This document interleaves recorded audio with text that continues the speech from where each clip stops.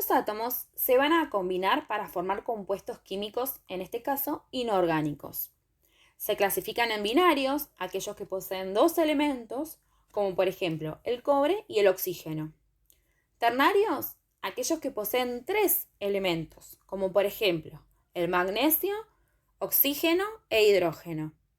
Y cuaternarios, aquellos formados por cuatro elementos: calcio, hidrógeno, azufre y oxígeno. Pero ahora vamos a hablar de los compuestos binarios que se subclasifican en óxidos, hidruros, hidrácidos y sales. En este video se desarrollará la explicación de los óxidos, aquellos compuestos binarios oxigenados, es decir, que uno de los dos elementos es el oxígeno. Existen dos tipos de óxidos: los básicos y los óxidos ácidos. Los óxidos básicos se forman por la combinación del oxígeno y un metal. Recordemos que el oxígeno es un no metal, por lo tanto, hacer la combinación de un metal y no metal, la estructura electrónica representa la unión iónica. Para describir la fórmula de un óxido, debemos tener en cuenta el número de oxidación, o también llamado el número de valencia, de los elementos que forman el compuesto.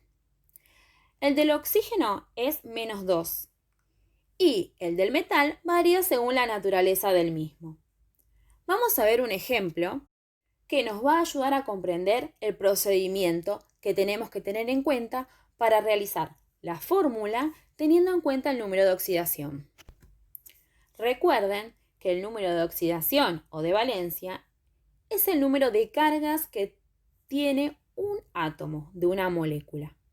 Este dato se puede obtener de la tabla periódica, ya sea en la parte de adelante, como se ve en la imagen, o también en la parte de atrás de la misma.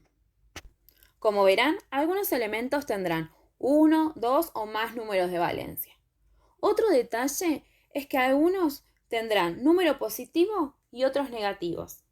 Por ejemplo, el selenio tendrá 3 números de oxidación, el cual el 2 puede actuar como positivo o negativo, y el 4 y el 6 serán solo positivos.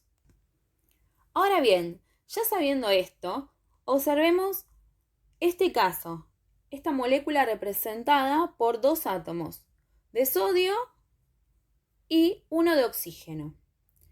El oxígeno tiene número de oxidación -2 y se lo colocará en la parte superior. Y el sodio tiene número de oxidación +1. Para determinar si la fórmula es una unión realizada de manera correcta, ahora debemos colocar ese número de manera cruzada en la parte inferior.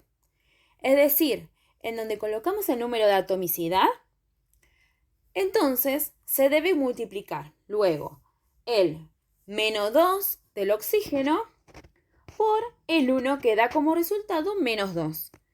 Y el +1 del sodio por el 2 de abajo que da como resultado +2. Entonces, por último, realizamos el cálculo. +2 menos 2 da 0. Este 0 determina que la unión es correcta. Si no da 0 es porque algo está mal.